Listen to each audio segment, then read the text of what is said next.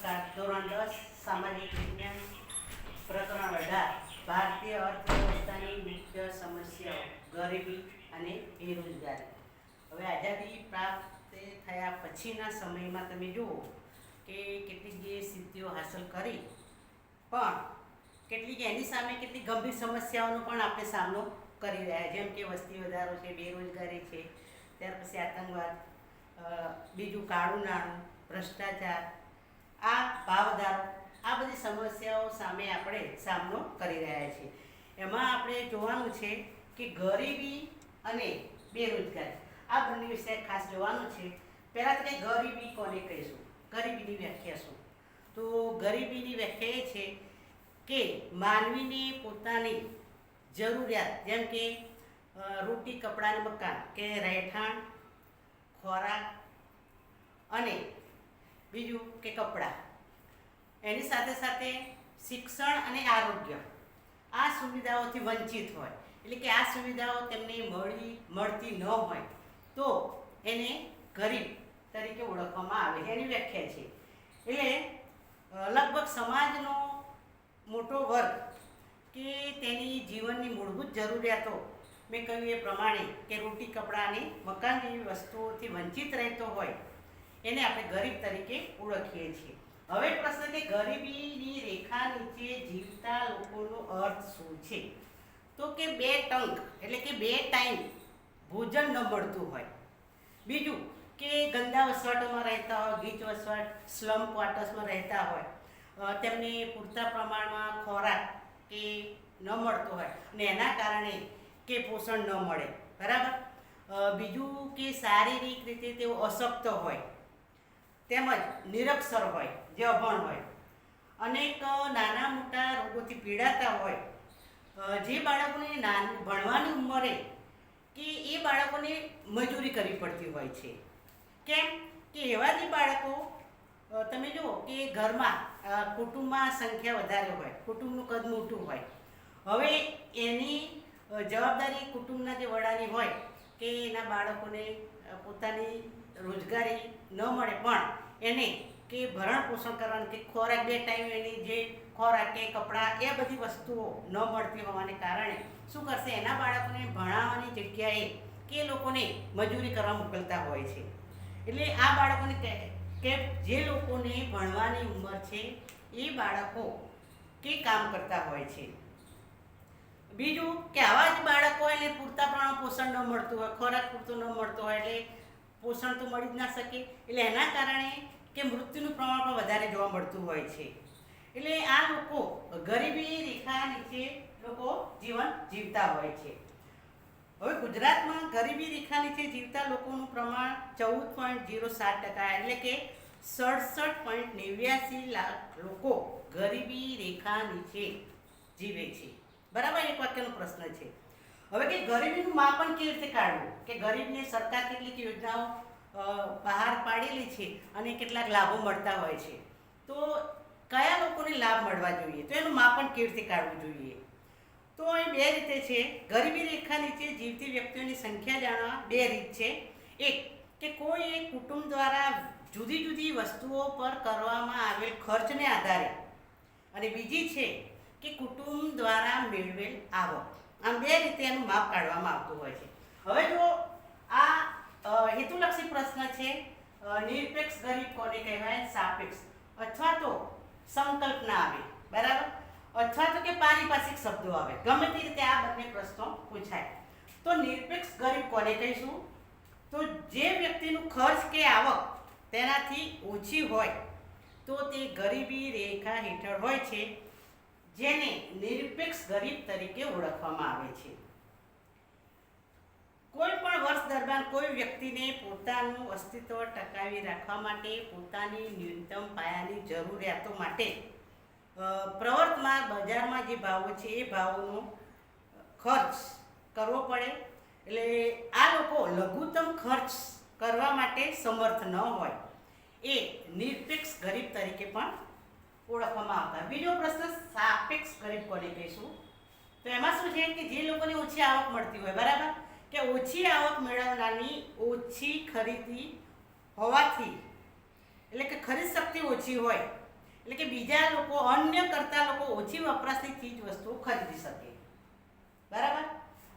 એની તુલનામાં તેને સાપેક્ષ ગરીબ તરીકે ઓળખવામાં આવે છે. ફરી એક વખત જોઈ લઈએ કે ઓછી આવક મેળવનાર હોય, ઓછી આવક હોવાથી કે કુટુંબમાં તમે જો પપ્પાની આવક હોય એ પ્રમાણે આપણે ખર્ચ કરી શકીએ, એટલે આવકને આધારે આપણે ખર્ચ કરી શકતા હોઈએ. તો કે આવક ઓછી હોવાથી ખરીદ શક્તિ પણ આપણે ખરીદી પણ ઓછી કરી શકીએ. જે કંઈ આપણે કરીએ ખરીદી તો આવકના આધારે આપણે ખરીદી કરી શકતા હોઈએ છીએ. એટલે કે ઓછી આવક હોય તો ઓછી ખરીદ શક્તિ હોય, અન્ય કરતાં ઓછી વપરાશની વસ્તુઓ ખરીદી શકે, એની તુલનામાં એને આપણે સાપેક્ષ ગરીબ તરીકે ઓળખીશું, બરાબર.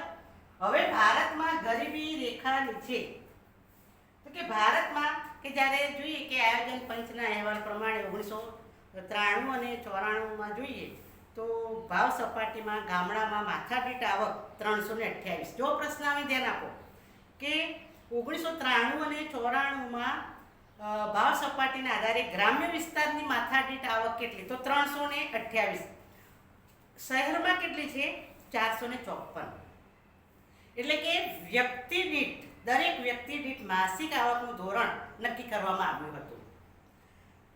જ્યારે ગ્રામીણ વિસ્તારમાં માથાદીઠ આવક 228 માસિક ખર્ચ એટલે 1 મહિનાનું ખર્ચ ગણવામાં આવેલું છે, અને શહેરમાં 256 એક માસિક ખર્ચ નક્કી કરવામાં આવેલું છે.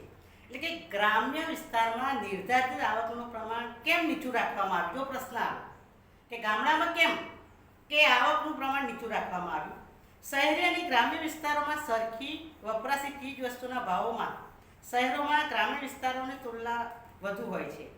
ગ્રામીણ વિસ્તારોના લોકોની કેલેરી જોઈએ તો કે ભારતના ગ્રામીણ ક્ષેત્રમાં દરેક વ્યક્તિને દરરોજ 2400 કેલેરી અને શહેરી વિસ્તારોમાં 2100 કેલેરી. આ પણ જો ખાલી જગ્યા છે ધ્યાન આપો કે ગ્રામીણ વિસ્તારોમાં કેટલી કેલેરી અને શહેરી વિસ્તારમાં, તો ગ્રામીણ વિસ્તારમાં 2400 આવશે અને શહેરી વિસ્તારોમાં કેટલી આવશે? 2100. એટલે પ્રતિ વ્યક્તિ, દરેક વ્યક્તિને આધારે, એટલે આના આધારે ન્યૂનતમ પૌષ્ટિક ખોરાક લોકોને મળવો જોઈએ. જે લોકો આના કરતાં ઓછો ખોરાક મેળવતી વ્યક્તિને ગરીબ એટલે કે ન્યૂનતમ ખોરાક લેવાની જરૂર માટે જરૂરી ઉર્જા પ્રાપ્ત હોય છે. એટલે એમાંથી કેલેરી મેળવ્યું કે જોઈએ કે ગામડામાં કેલેરીનું પ્રમાણ ઊંચું કેમ રાખવામાં આવ્યું, તો ગામડાના લોકોનું શારીરિક શ્રમ વધારે હોય છે, એટલે શ્રમ વધારે કરે એટલે ખોરાક વધારે જરૂરી હોય છે, બરાબર. એટલે વધારે શ્રમ કરતા હોવાને કારણે તેમને થાક વધારે લાગે અને એના કાર્યમાં વધારે ઉર્જા શક્તિ વપરાતી હોય છે. એટલે કે કેલેરીવાળા ખોરાકની તેની આવશ્યકતા હોય છે. શહેરમાં જોઈએ તો શહેરમાં ન્યૂનતમ જરૂરિયાત ઉંમર, કાર્યના પ્રકાર, ત્યાર પછી આબોહવા, સ્ત્રી પુરુષ વગેરે બાબતો પર આધારિત હોય છે. એટલે કે કેલેરીનું પ્રમાણ ગ્રામ્ય વિસ્તારોમાં શહેરી વિસ્તારોની તુલનામાં ઊંચું રાખવામાં આવેલું છે.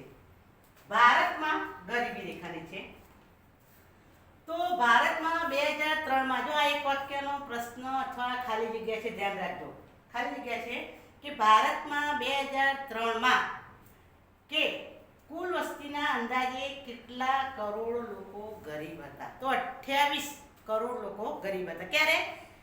2003માં. હવે જોઈએ કે કયા રાજ્યમાં ગરીબીનું પ્રમાણ વધારે છે, ઊંચું છે?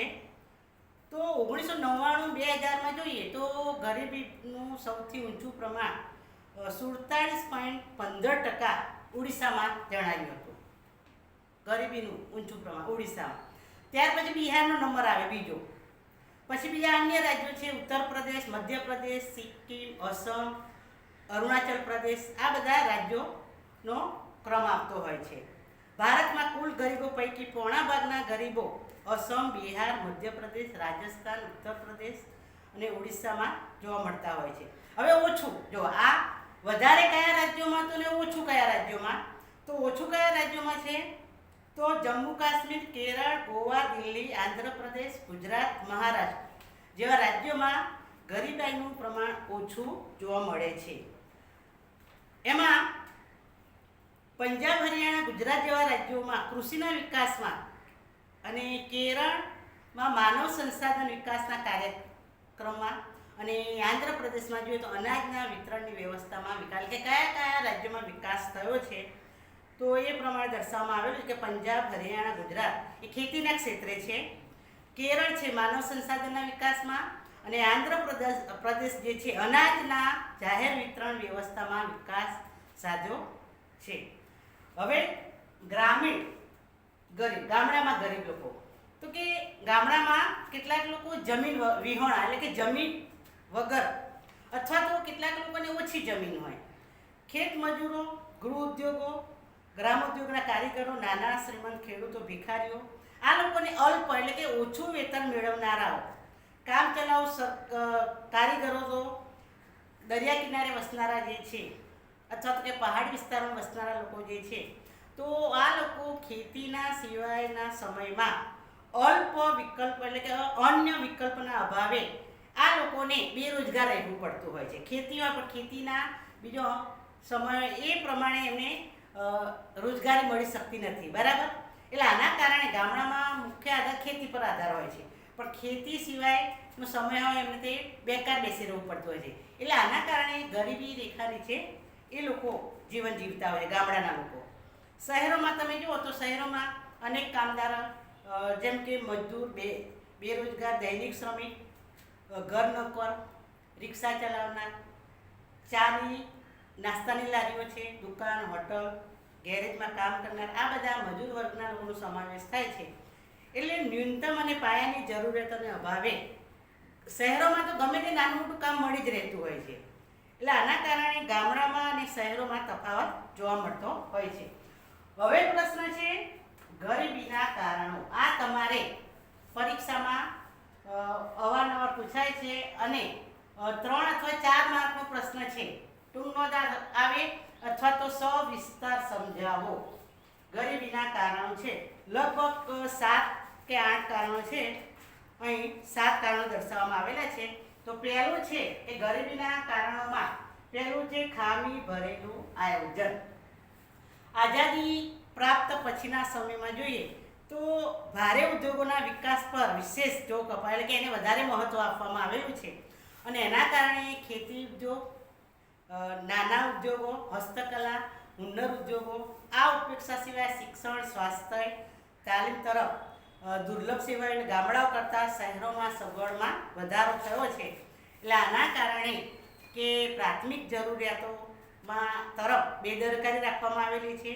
બીજું કે સુખ સગવડની વસ્તુઓ, મોજશોખની વસ્તુઓ, તો એ ઉત્પાદનને વધારે પ્રોત્સાહન મળે એના કારણે કે આયોજન થવાથી ગરીબીનો સામનો થઈ શક્યો નથી. બીજું, ગ્રામ્ય વિસ્તારમાં જમીનની માલિકીની અસમાન વહેંચણી, કે બધાને એક સરખી જમીન હોતી, જમીનની અસમાન વહેંચણી હોય, કોઈને વધારે હોય, કોઈને ઓછી હોય છે. તો એના કારણે તમે જાણો કે વિનોબા ભાવે ભૂદાન યજ્ઞ કર્યું હતું, બરાબર, કે જે લોકો પાસે જમીન ન હોય તો ગામડે ગામડે ફરી અને એ લોકોને એક જમીનનો ટુકડો અપાવ્યો હતો. તો વૈકલ્પિક વ્યવસાયની વ્યવસ્થાના અભાવે ગ્રામીણ વિસ્તારના લોકો ખેતી પર નિર્ભર રહ્યા છે. આગળ કહ્યું એ પ્રમાણે કે ગામડાના લોકોનો મુખ્ય વ્યવસાય ખેતી છે, એટલે એની આવક નીચી રહી છે. 3% ખેડૂતો પાસે 26% અને ખેત મજૂરોનો વિસ્તાર જે છે, જ્યારે 55% તળિયાના ગરીબ ખેત કુટુંબો પાસે 10% જેટલી ખેતી જમીન છે.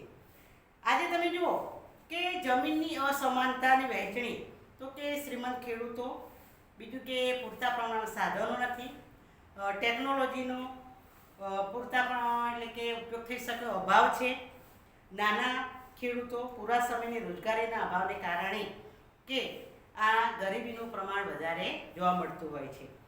ત્રીજો છે વિકાસના લાભોની અસમાનતા. સરકારે આજે તમે જુઓ કે ગરીબોને ઘણી બધી સહાય યોજનાઓ અમલમાં મૂકેલી છે, પણ એનો બધા લોકો લાભ લઈ શકતા નથી. તો એના કારણે કેટલી અજ્ઞાનતા હોય છે, નિરક્ષર હોય છે. આ બધા જે કારણો લીધે તેઓ આ લાભથી વંચિત હોય છે. તો કેટલાક કાર્યક્રમોનો લાભો સમાજના નબળા અને ગરીબોની તુલનામાં જોઈએ તો ધનિક વર્ગના લોકો જે છે એ લોકો વધારે મેળવે છે. આજે તમે જુઓ કે સરકાર કેટલીક યોજનાઓ અમલમાં મૂકી છે, એમાં જે લોકોને લાભ મળ્યો એ લોકો મેળવી શકતા નથી. જે લોકોને જરૂર છે એ લોકો નથી મળતો, જે લોકો નથી જરૂર એ લોકો એ લાભ મેળવવા જતા હોય છે. એટલે શ્રીમંત ખેડૂતોને ખેતીના ક્ષેત્રે મૂડીનું રોકાણ, અદ્યતન ટેકનોલોજી, સિંચાઈ, ધિરાણ અને સબસિડીનો જે સવલતોનો લાભ મળ્યો છે. એટલે શ્રીમંત વર્ગના લે છે. જે ગરીબ વર્ગ લોકો આનાથી અજ્ઞાન છે, નિરક્ષર છે અને કંઈ જાણકારી ન હોવાને કારણે કે એ લોકો લાભોથી વંચિત, લાભ મેળવી શકતા નથી.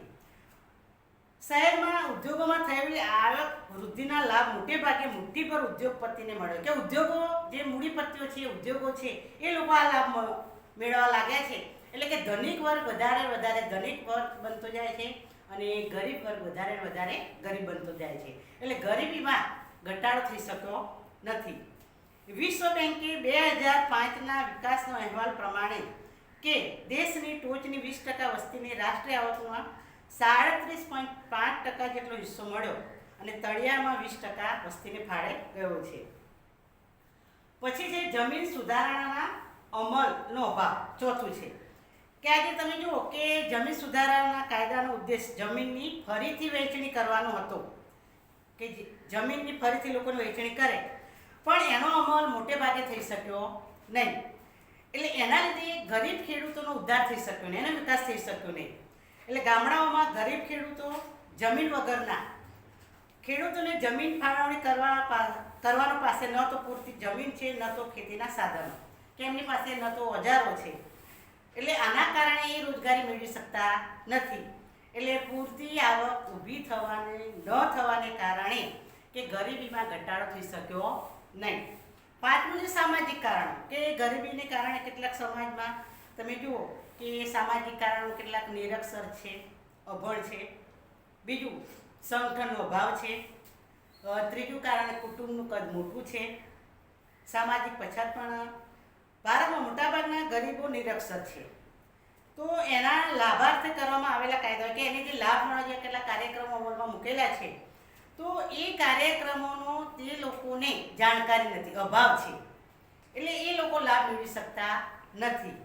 બીજું કે પોષણના આહારના અભાવે પૂરતી કાર્યક્ષમતાથી શ્રમ કરકે ખોરાક પૂરતા પ્રમાણ મેળવી ન શકે, એટલે એને પોષણ પણ મળી ન શકે. એટલે એના આધારે કે એ લોકો કામ પૂરતા પ્રમાણ શ્રમ કરી શકતા નથી. એટલે એ લોકો સ્વતંત્ર બની બેરોજગારી તકો સર્જી શક્યા નહીં. લાચારીનો લાભ, અભણ છે, અજ્ઞાન છે, એનો લાભ લઈ અને વહીવટી અધિકારીઓ કેટલાક છે એ લોકો કે ગ્રામ વિસ્તારમાં સ્થાપિત હિતો લે છે અને સંગઠિત થઈ પોતાના હક્કો તેઓ લડી શકતા નથી. કે આના વિશે કંઈ જાણકારી નથી, એમને હક્કો જે મળવા જોઈએ એના વિશે કોઈ જાણકારી ન હોવાને કારણે કે તે લોકો કે હક્કો માટે, એમના હિતો માટે તેઓ લડી શકતા નથી. એટલે ટૂંકમાં કહેવાય કે નિરક્ષર અને સંગઠનનો અભાવ હોવાને કારણે જુદા જુદા ક્ષેત્રે તેનું શોષણ થતું હોય છે. એટલે એક ગરીબનું મૂળ કારણ છે. બીજું કે કુટુંબનું કદ મોટું હોય છે, કુટુંબના સભ્યોની સંખ્યા વધારે હોય છે, આવક ઓછી હોય અને કુટુંબના સભ્યોની સંખ્યા વધારે હોવાને કારણે કે તેઓ નિરક્ષર અને ગરીબ કુટુંબો અને બાળકોની સંખ્યા વધારે જોવા મળતી હોય છે. એટલે આ પણ એક ગરીબીનું કારણ છે. ભારતમાં ગરીબીમાં કારણમાં જુદી જુદી જ્ઞાતિઓ, ત્યાર પછી વર્ગો, છૂત અછૂતના ખ્યાલો પણ એક સમાજ વ્યવસ્થામાં જોવા મળ્યા છે. છઠ્ઠું છે ભાવ વધારો. આજે તમે જુઓ કે ભાવ દિન પ્રતિદિન વધતા જ હોય છે, ઘટાડો કે જોવા મળતો નથી. એટલે સતત ભાવો વધવાને કારણે સ્થિરતા સાથે આર્થિક વિકાસનો દેશ સાકાર થયો નથી. એટલે એક આ પણ ગરીબીનું કારણ ગણવામાં આવેલું છે. એટલે તે ખરીદ શક્તિમાં એક ધારો ઘટાડો થયો એટલે ભાવો અંકુશમાં રાખવા સરકારી તંત્ર નિષ્ફળ નીવડ્યું છે. બરાબર. એટલે આથી આવશ્યક ચીજ વસ્તુઓના ભાવ સ્થિર ન રહેવાને કારણે ગરીબોની પરિસ્થિતિ બેહાલ, એટલે બહુ ખરાબ પરિસ્થિતિ જોવા મળે છે. સાતમું છે ખેતીના ક્ષેત્રે વિકાસ ધીમો, એટલે કે ધીમો કૃષિ વિકાસ.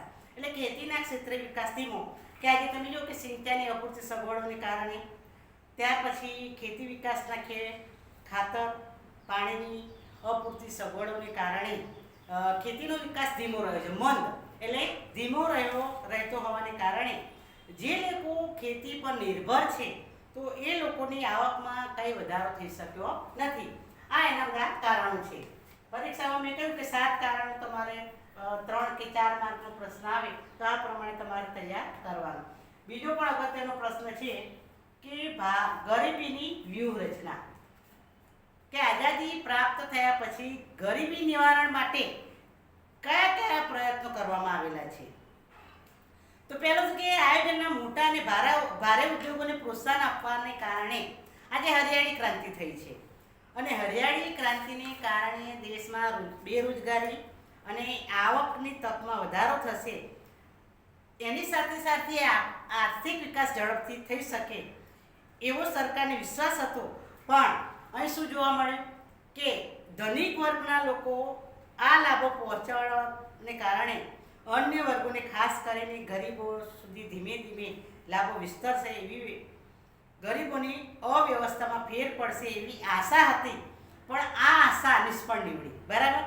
એટલે આના કારણે દેશમાં આર્થિક વિકાસ અને વિકાસના લાભોની અસમાન વહેંચણીને કારણે કે ગરીબીમાં ઘટાડો થઈ શક્યો નહીં.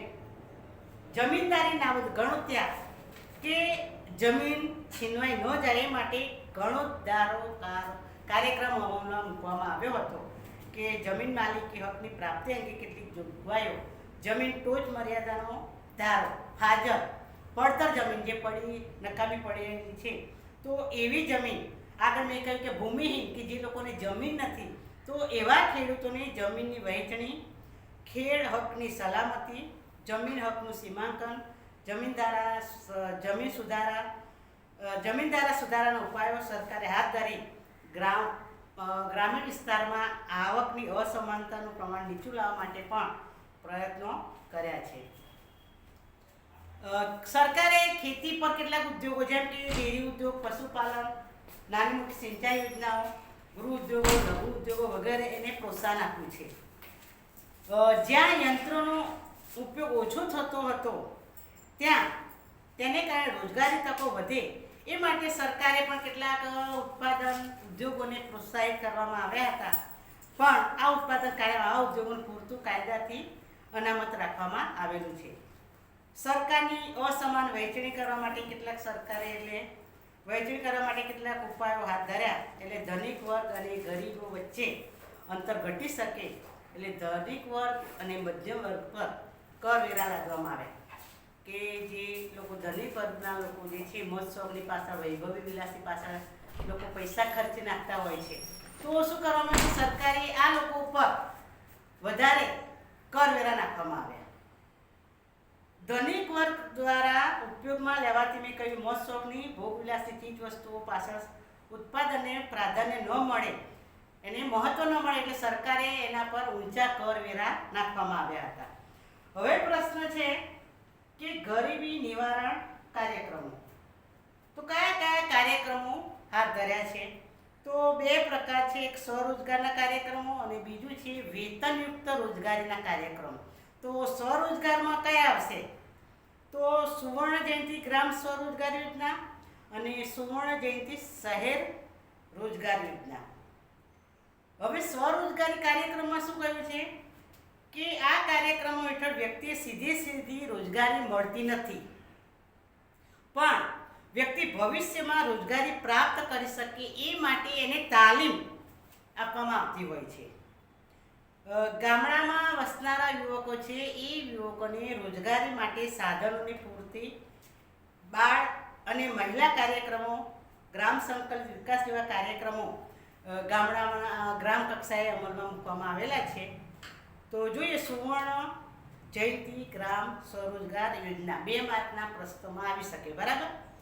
તો ગરીબી રેખા નીચે જીવતા લોકો, આ લોકોને તાલીમ આપવા માટે બેંક ધિરાણ, નાણાકીય સગવડો, સબસિડી, બજાર, સ્વરોજગારી દ્વારા તેમની રોજગારી ક્ષમતા વધારવા માટે પ્રયત્નો કરવામાં આવેલા છે. કેમને તાલીમ આપવામાં આવે, બેંક દ્વારા એને ધિરાણ કરવામાં, આર્થિક સહાય કરવામાં આવે, નાણાકીય સગવડ એટલે આર્થિક રીતે તેની સહાય કરવામાં, સબસિડી એટલે કે સરકાર તમને જે કંઈ લોન સ્વરૂપે આપે એમાં અમુક ટકા તમને સરકાર માફ કરતી હોય છે, સબસિડી. બરાબર. એટલે આ રોજગાર ક્ષમતા વધારવા માટે પ્રયત્નો કરવામાં આવ્યા છે. અને આ લોકો સ્વરોજગારી દ્વારા ગરીબી રેખા ઉપરથી લાવવા માટે, એટલે કે ગરીબી રેખાથી બહાર લાવવા માટે પ્રયત્નો કર્યા છે. બીજું છે સુવર્ણ જયંતિ શહેર યોજના, રોજગાર યોજના. તો એ શું કે 18 થી 35 વર્ષની વયના શિક્ષિત બેરોજગારોને લાભ મળે. શહેરી વિસ્તારમાં ગરીબ મહિલાઓ અને બાળકોનો વિકાસ થાય એ માટે કે પ્રયત્નો કર્યા. બીજું કે સમાજના આર્થિક નબળા વર્ગના લોકો છે તો એ લોકોને પણ કે જરૂરિયાતો પૂરી થાય એ માટે પ્રાથમિક અવસ્થાઓ મૂકવામાં આવેલી છે. મહિલાઓને સ્વરોજગારીના માટે આગળ મેં કહ્યું કે એ લોકોને પણ મહિલાઓને આર્થિક સહાય કરવામાં આવતી હોય છે, સબસિડી આપવામાં આવતી હોય છે. હવે બીજું છે વેતનયુક્ત રોજગારી. ગરીબી નિવારણ કાર્યક્રમમાં બે મેં કહ્યું એ પ્રમાણે પહેલું સ્વરોજગારી કાર્યક્રમ, બીજું વેતનયુક્ત રોજગારી કાર્યક્રમ. સ્વરોજગારીમાં શું હશે? સુવર્ણ જયંતિ ગ્રામ સ્વરોજગાર યોજના, બીજી છે સુવર્ણ જયંતિ શહેર રોજગાર યોજના, એટલે કે ગામડાની અને શહેરની. હવે વેતનયુક્ત બેરોજગારમાં શું છે રોજગારીમાં? તો એમાં પહેલું છે જવાહર ગ્રામ સમૃદ્ધિ યોજના. તો આ યોજનાનો ઉદ્દેશ શું છે? તો કે ગામડાના લોકોને પોતાની સ્થાનિક જરૂરિયાતો મુજબ ગ્રામીણ માળખાગત સુવિધાઓ દ્રઢ રીતે ટકાઉ મળી, એટલે અકસ્માતો ઊભી કરી શકે. એટલે ટૂંકમાં કહેવાય કે ચોમાસા સિવાયના આ લોકો બેરોજગાર ન રહે. એ ખેડૂતો છે બરાબર, તો એ લોકોને વરસાદ ખેતી કરતા હોય એટલે ત્યારે એમને આવક મળી શકતી હોય છે. પણ પછીના સમયમાં એ લોકો બેરોજગાર ન રહે તો એ લોકોને શારીરિક શ્રમ રૂપે વધારાની રોજગારી મેળવી શકે.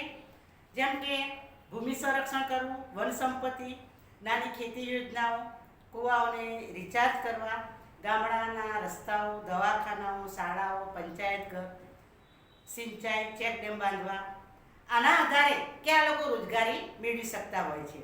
બીજું છે સંપૂર્ણ ગ્રામીણ રોજગાર યોજના. તો આમાં શું છે? આનો ઉદ્દેશ શું છે કે જે વિસ્તારમાં, એટલે કે ગ્રામ્ય વિસ્તારના લોકોને વેતનની સાથે કામના બદલામાં કે પૈસા તો આપે પણ એની સામે અનાજની સુરક્ષિતતા પૂરી પાડવાનો, કે અનાજ પૂરું પાડવું અને અનાજ પૂરું પાડી એમને પોષણ મળી રહે, એટલે કે આહારની સગવડોનો ઉમેરો કરવામાં આવેલો છે.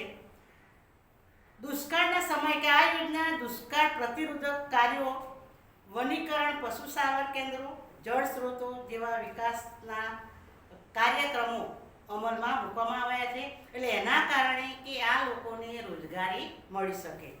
પ્રધાનમંત્રી ગ્રામોદ્ધાર યોજના. તો આ યોજનાનો ઉદ્દેશ શું છે? તો કે પ્રાથમિક આરોગ્ય, પીવાનું પાણી સ્વચ્છ મળી રહે, ગામડાના રસ્તાઓ, વસવાટ માટેના કામોની પસંદગી, આગળ કહ્યું કે પોષણ પૂરતા પ્રમાણમાં મળી રહે એવો આહાર મળી રહે, વીજળીની સગવડો. આ બધા ગામડાના લોકોની ગુણવત્તા, જીવનની ગુણવત્તામાં સુધારો. બીજું કે સરકારે કેટલીક આવાસ યોજનાઓ અમલમાં મૂકી છે કે મફત. તો ઇન્દિરા આવાસ યોજના, પ્રધાનમંત્રી ગ્રામીણ આવાસ યોજના હેઠળ કે ગ્રામ્ય વિસ્તારોમાં ગરીબોને લોકોને મકાનોની જરૂરિયાતો, એટલે એ લોકોને મકાનો કે વિના મૂલ્યે પૂરા પાડવામાં આ યોજના હાથ ધરી છે.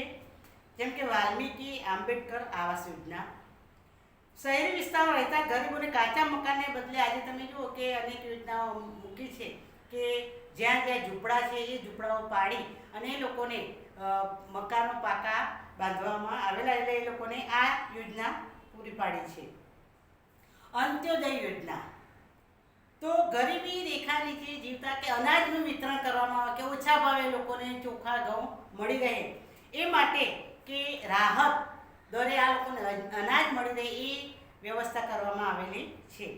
બીજું કે સ્ત્રીઓને પ્રસૂતિના સમયે સરકારે પણ કેટલાક લાભો આપ્યા છે કે એમના કુટુંબના એ લોકોને કે સ્ત્રીને પ્રસૂતિ થાય ત્યાર પછી એના બાળકને અને એને કે પૂરતા પ્રમાણમાં ખોરાક મળી રહે એ માટે એ સ્ત્રીને કે ખોરાકની ઉપરાંત પણ આર્થિક સહાય પણ કરવામાં આવેલી છે.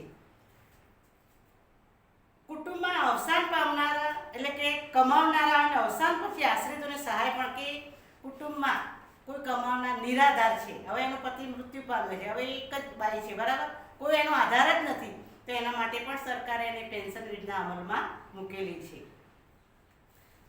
શહેરોમાં અને ગામડાઓમાં સરકારે કે સ્વચ્છતા અભિયાનનો કાર્યક્રમ મૂકેલો છે, તો કે શૌચાલયની પણ વ્યવસ્થા કરી છે. ગામડાઓમાં કેટલાક લોકોને મકાન માટે પણ આર્થિક સહાય કરી છે. હવે છે પ્રશ્ન બેરોજગારી.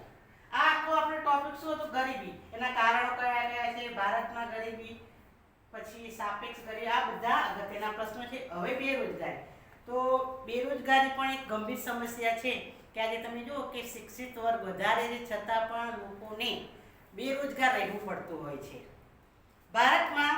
કે આ સમસ્યા ટૂંકા ગાળાની નથી પરંતુ લાંબા ગાળાની છે અને બેરોજગારીની અસર બહુ ઊંડે ઘર કરી ગયેલી છે અને એના કારણે તમે જુઓ કે કુટુંબમાં સમાજમાં કેટલા લોકો બેરોજગાર રહેતા હોવાને કારણે તેઓ આપઘાત પણ કરતા હોય છે. પોતાના કુટુંબનું ભરણ પોષણ ન થઈ શકે, ભણેલો હોય, વધારે ભણેલો હોય અને બેકારી જીવન જીવતો હોય તો એ વ્યક્તિ લઘુતા ગ્રંથિથી પીડાતો હોય તો ક્યારેક પોતાના કુટુંબનું ભરણ પોષણ ન થઈ શકતું હોય કે હું આટલું બધું ભણેલો છતાં પણ મારે બેકાર રહેવું પડે છે, મારા કુટુંબની જરૂરિયાતો પૂરી કરી શકતો નથી, તો એના કારણે એ આપઘાત જેવું પગલું પણ ભરતો હોય છે. તો હવે બેરોજગાર કોને કહીએ? પ્રશ્ન જુઓ. જે વ્યક્તિ કામ કરવાની વૃત્તિ ધરાવતો હોય, કામ કરવું છે, કામ કરવાની ઈચ્છા ધરાવતો હોય, યોગ્ય લાયકાત અને શક્તિ ધરાવતો હોય પણ બજારના પ્રવર્તમાન વેતન દરે કામ કરવા તૈયાર હોય, કામની શોધમાં હોય છતાં પણ તેને કામ ન મળે, એને કામ કરવું છે પણ છતાં પણ એને કામ ન મળે, એને શું કહેવામાં આવે છે? બેરોજગાર, બેકાર ગણવામાં આવતો હોય છે. હવે આ પરિસ્થિતિ છે એ સામૂહિક પરિસ્થિતિને આપણે બેરોજગારી કહેવામાં આવે છે. હવે કોઈ વ્યક્તિ વેતન દર કરતાં વધારે વેતન માગે, હવે કે 15 થી 60 વર્ષની ઉંમરના હોય તો એ લોકો ક્યારેક અપંગ હોય, રોગિષ્ટ, કોઈ મોટા રોગથી પીડાતો હોય, વૃદ્ધ હોય, આળસુ હોય, ગૃહિણી, ત્યાં તેઓ કામ કરવા અશક્તિમાન હોય તો આ લોકોને શક્તિ હોવા છતાં કામ કરવાની વૃત્તિ ધરાવતા ન હોય એવી વ્યક્તિઓ બેરોજગાર ગણી શકાય નહીં. સમજ પડી કે બેરોજગાર કોને કહેવાય, બેરોજગાર કોને ન કહેવાય. હવે આગળ આપણે જોઈ ગયા કે ગરીબીના કારણ એ પ્રમાણે બેકારીના પ્રકારો છે. એમાં પણ તમે જુઓ કે ચક્રીય બેરોજગારી. ચક્રીય બેરોજગારી કોને કહીશું? તો કે તેજી અને મંદી, કે કોઈ પણ ક્ષેત્રે વિકાસ થાય તો ધીમો અને વધારે, બરાબર. તો વેપાર ચક્રના લીધે રોજગારીમાં વધારો અને ઘટાડો થાય કે તમે કોઈ પણ વ્યવસાય કર્યો હોય તો કોઈક વખત આવક ઓછી પણ મળે, કોઈક વખત પણ વધારે મળતી હોય છે, એટલે તેજી અને મંદી ગણવામાં આવે છે. તેજીમાં ઉત્પાદન વધે એટલે એની સાથે રોજગારી પણ વધી શકતી હોય છે. મંદીમાં ઉત્પાદન ઘટે અને રોજગારીમાં શું થાય છે? ઘટાડો થતો હોય છે. તો આ પરિસ્થિતિ હોય એ પરિસ્થિતિને શું કહીશું આપણે? મંદીજન્ય અથવા બેરોજગારી એટલે ગણવામાં આવતી હોય છે. બીજું છે ઘર્ષણજન્ય બેકારી, કોને કહેવામાં આવે છે? તો આજે તમે જુઓ કે ટેકનોલોજી આગળ એટલી બધી વધી ગઈ છે કે પણ આજે છતાં પણ દેશમાં જૂની ટેકનોલોજીના સ્થાને કે નવી ટેકનોલોજી અપનાવે અને અમુક શ્રમ કે પહેલાં ખેતીના ક્ષેત્રે, કોઈ પણ ક્ષેત્રે તમે જુઓ કે યંત્રો ન હતા, બરાબર, એટલે માનવી શ્રમ કરતો હતો. આજે યાંત્રિકરણ આવી ગયું છે એટલે યાંત્રિકરણને કારણે બેકારીનું પણ વધવા લાગ્યું છે કે ખેતીમાં તમે જુઓ કે યાંત્રિકરણ આવ્યું એટલે મજૂરોને કે જે શ્રમ કરનારા હોય એ લોકોને બેકાર રહેવું, એટલે એના કારણે પણ શ્રમિકો બેરોજગાર બનતા હોય છે. નવી ટેકનોલોજીનો અમલ થતાં બેરોજગારીનું પ્રમાણ વધ્યું છે. નવી વસ્તુનું આગમન થવાને કારણે આજે જૂની વસ્તુનું ઉત્પાદન બંધ થવા લાગ્યું છે, એટલે એના કારણે પણ બેરોજગારીનું પ્રમાણ વધવા લાગ્યું છે. ટેકનોલોજીના સંઘર્ષમાંથી જન્મતી બેરોજગારીને ઘર્ષણજન્ય બેકારી તરીકે ઓળખવામાં આવે છે. એક વાક્યનો પ્રશ્ન કે ઘર્ષણજન્ય તો શું કહીશું? કે ટેકનોલોજીના સંઘર્ષમાંથી જન્મતી બેરોજગારીને ઘર્ષણજન્ય બેકારી તરીકે ઓળખવામાં આવે છે. માળખાગત ત્રીજું છે તો આજે ભારત દેશ અર્થતંત્રના પછાત માળખાને કારણે લાંબા ગાળાની બેરોજગારી જોવા મળતી હોય છે કે અલ્પ વિકસિત દેશોમાં વસ્તી વૃદ્ધિનો દર સતત ઊંચો રહે છે, પણ એની સાથે શ્રમના પુરવઠામાં સતત વધારો રહે છે. વસ્તીનો દર ઊંચો રહે છે, શ્રમનો પુરવઠો વધારે, માળખું રૂઢિચુસ્ત, જળ અને પછાત હોય છે. સાધનોની ગતિશીલતા ઓછી હોય, મર્યાદિત ક્ષેત્રમાં પ્રદેશ પૂરતી જ હોય છે. એટલે શ્રમિકોને બેરોજગારી આપવા માટે એમની પાસે જે પૂરતા પણ મૂડી મળવી જોઈએ એ મૂડી અને સાધનો ન હોવાને કારણે કે એમનો રોજગાર ક્ષેત્રે વિકાસ ઝડપથી થઈ શકતો નથી. એટલે શ્રમિકોને બેરોજગારી આપવામાં આવતી હોય છે. ગામડામાં એ પ્રમાણે ગામડામાં જોઈએ તો એક તો વસ્તીનું પ્રમાણ વધારે છે, જૂની પદ્ધતિથી ખેતી થાય છે. બીજું જમીનદારી પ્રથા, ત્યાર પછી વહેમ અને અંધશ્રદ્ધા, ત્યાર પછી નિરક્ષર, રૂઢિચુસ્ત, બરાબર, બિન કેળવાયેલ પ્રજા, જે કેળવણી નથી મેળવી શક્યા એવી પ્રજા, સાહસ વૃત્તિનો અભાવ છે, મૂડી બજાર, નાણાંનો અપૂરતો વિકાસ છે. તો આ બધા આંતર માળખાકીય સુવિધાઓનો વિકાસ મંદ હોવાને કારણે અલ્પ વિકસિત દેશોમાં પછાત અને જળ માળખા માટે જવાબદાર પરિબળો છે. મોસમી બેરોજગાર, આગળ કહ્યું એ પ્રમાણે કે ખેડૂતને કે ખેતી પર તેને પોતાનું જીવન નિર્ભર હોય છે, પણ એ વરસાદ દરમિયાન પછી એટલે કે વરસાદ આવે ત્યારે એને પોતે રોજગારી મેળવી શકતો હોય છે, પણ વરસાદ પછી એ બેકાર રહેતો હોય છે. તો જોઈએ કે ભારત એક ખેતી પ્રધાન દેશ છે. 2001ની વસ્તી ગણતરીના દેશની લગભગ 72.2% ગામડામાં વસ્તી, કે પહેલાં ખેતી પ્રધાન જે લોકો બધા લગભગ ગામડામાં જ લોકો વધારે વસતા હતા. આજે લોકોને ખેતી પસંદ નથી અથવા તો ગામડામાંથી શહેરો તરફ લોકો સ્થળાંતર વધ્યું છે. એટલે એના કારણે કે આજે કુલ વસ્તી 62% ખેતી પર નિર્ભર છે. બીજું કે સિંચાઈની પૂરતા પ્રમાણમાં સગવડ નથી મળતી. વરસાદમાં તમે જુઓ કે અનિશ્ચિત છે, ક્યારેક વધારે પડે, ક્યારેક ઓછો પડે, ક્યારેક નહીવત પડે, બરાબર. આ બધી અનિશ્ચિતતાને કારણે 9 થી 7 માસ ખેતીમાં એ લોકોને રોજગારી મળી શકતી હોય છે, બાકીનો સમય એ લોકોને બેકાર રહેવું પડતું હોય છે, બરાબર. એટલે આથી એમને આના કારણે કે મોસમી બેરોજગારી તરીકે ઓળખવામાં આવે અથવા તો કે ઋતુગત બેરોજગારી તરીકે ઓળખવામાં આવે છે. પ્રચ્છન્ન અપ્રત્યક્ષ બેકારી ગણવામાં આવતી હોય છે. કે પ્રચ્છન્ન બેકારી કોને કહીશું? તો કેટલીક વખત તમે જુઓ કે વ્યવસાય કે પ્રવૃત્તિમાં કેટલાક કામદારોની જરૂર છે, કે કોઈ પણ વ્યવસાય હોય અને પ્રવૃત્તિમાં જેટલા કામદારોની જરૂર એના કરતાં વધારે માણસો રોકાયા હોય, એટલે વધારાના જે માણસો જે છે એને પ્રચ્છન્ન બેકાર તરીકે ઓળખવામાં આવે છે. અને આવા જે માણસો, વધારાના માણસોને એ વ્યવસાયમાંથી ખસેડી લેવામાં આવે છે. એટલે એના કારણે ઉત્પાદનમાં ઘટાડો થતો નથી, પણ ભારતના ખેતી ક્ષેત્રે ગુપ્ત બેરોજગારનું પ્રમાણ વધારે જોવા મળતું હોય છે. ઉદ્યોગોના ક્ષેત્રે બેરોજગાર, તો ઉદ્યોગોમાં પણ તમે કેટલાક ફેરફાર જુઓ છો, બરાબર. તો એના લીધે વ્યક્તિને ટૂંકા અને લાંબા ગાળા માટે કામ વિનાનું બેસી રહેવું પડતું હોય છે. એટલે આ પરિસ્થિતિને પણ ઔદ્યોગિક બેરોજગારી તરીકે ઓળખવામાં આવે છે. ગામડામાંથી લોકો સ્થળાંતર કરી રોજગારીની શોધમાં ભટકતા, એટલે કે લોકો આવતા હોય છે. ઓછા શિક્ષિત, તાલીમ કે કૌશલ્ય ધરાવતા નથી તેઓ, કે શિક્ષણ પૂરતા પણ મેળવી શકતું નથી, તાલીમ મેળવી નથી, તો એ લોકોને તાત્કાલિક રોજગારી મેળવી શકતા નથી. તો આવી વ્યક્તિઓને શું કરે કે તાલીમ આપવું પડે, શિક્ષણ કૌશલ્ય પ્રાપ્ત કરી શકે અને ત્યાર પછી તે રોજગારી મેળવી શકતો હોય છે. બાકીનો એ સમય એને શું બેરોજગાર રહેવું પડતું હોય છે. શિક્ષિત, આગળ મેં કહ્યું એ પ્રમાણે કે આજે તમે જુઓ શિક્ષણનું પ્રમાણ વધી રહ્યું છે, છતાં પણ બેકારીનું પ્રમાણ વધારે છે.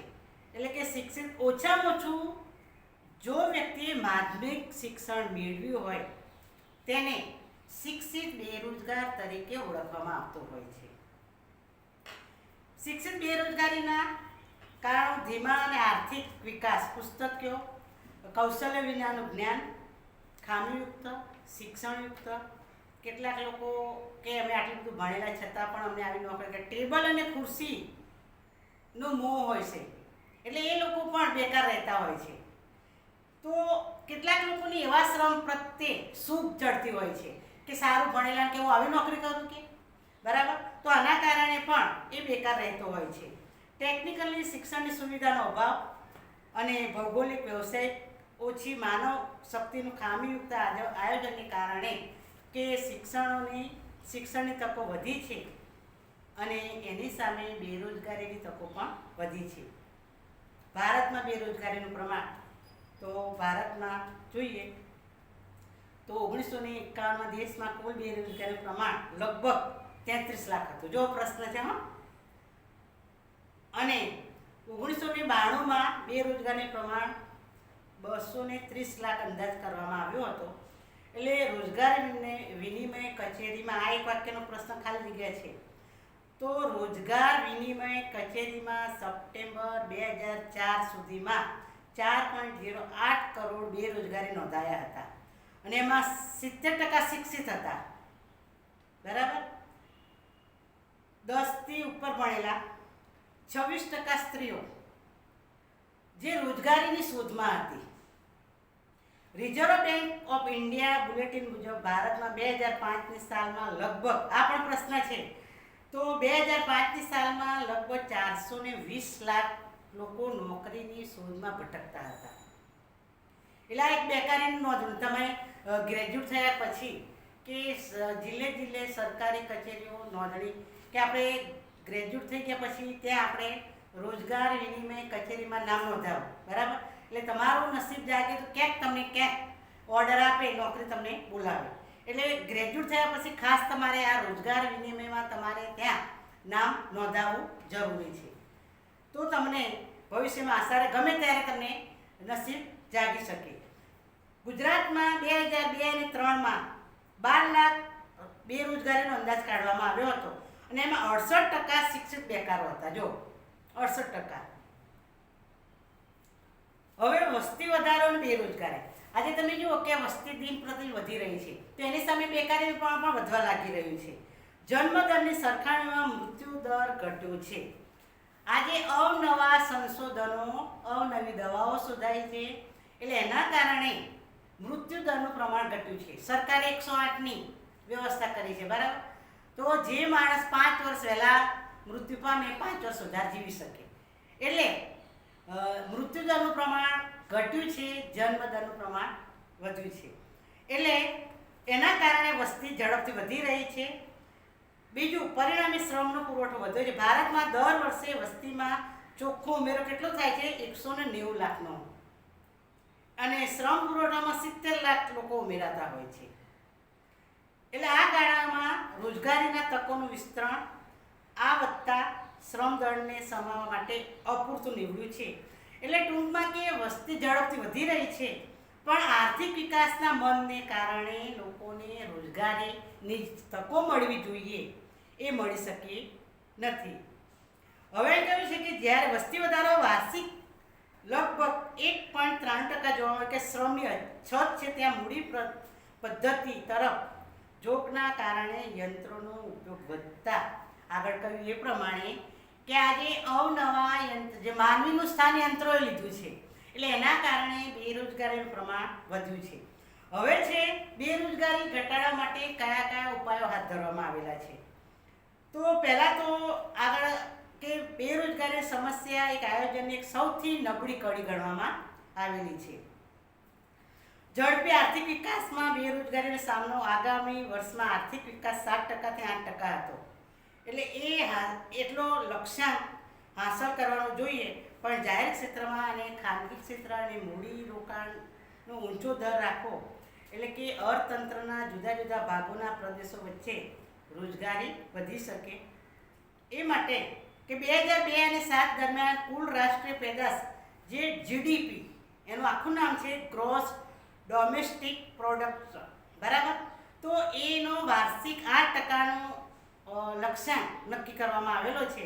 એટલે એમાંથી 5000 કરોડ લોકોને રોજગારીની તકો વિકસાવી મૂડી દર જીડીપી એટલે કે 28.4%નો લક્ષ્યાંક આર્થિક વિકાસનો દર નક્કી કરવાનો. તો એના કારણે કે લોકોને રોજગારીની તકો સર્જવી. બીજું કે વપરાશની વસ્તુઓ જે ઉત્પાદનની વસ્તુઓ જે છે તો એના કરતાં નાના ઉદ્યોગો, ગ્રામ ઉદ્યોગ, હુન્નર ઉદ્યોગો, શ્રમ પ્રધાન ઉત્પાદન પદ્ધતિ પર આધારિત છે. તો આવા લોકોનો વિકાસ વધારે કરવો જોઈએ. નાના ઉદ્યોગોનો વિકસાવવા, ગૃહ ઉદ્યોગો વિકસાવવા જોઈએ. ખેતી વિષયક પ્રવૃત્તિઓ જેવી કે જમીન ખેડાણ, નાની મધ્યમ કદની સિંચાઈ યોજનાઓ, આ બધી આયોજન કરવું જોઈએ. તો એના કારણે પણ લોકોને રોજગારી મળી શકે. ગામડામાં જોઈએ તો બેરોજગારીનું સૌથી મોટું પ્રમાણ ગ્રામ્ય વિસ્તારોમાં જોવા મળે છે.